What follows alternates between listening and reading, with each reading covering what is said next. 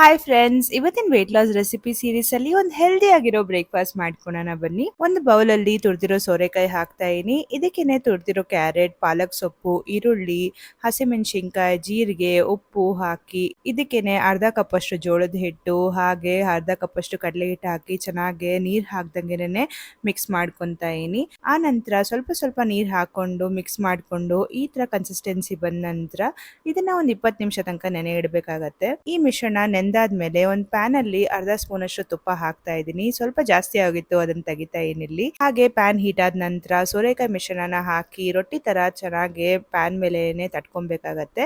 ಇದನ್ನ ಲಿಡ್ ಹಾಕಿ ಚೆನ್ನಾಗಿ ಬೇಯಿಸ್ಕೊಂತಾ ಇದೀನಿ. ಒಂದ್ ಸೈಡ್ ಚೆನ್ನಾಗಿ ಬೆಂದ ನಂತರ ಇನ್ನೊಂದ್ ಸೈಡ್ ತಿರುಗಿಸಿ ಎರಡು ಕಡೆ ಚೆನ್ನಾಗಿ ಬೇಯಿಸ್ಕೊಂಡ್ರೆ ಹೆಲ್ದಿ ಆಗಿರೋ ರೆಸಿಪಿ ರೆಡಿ ಆಗುತ್ತೆ.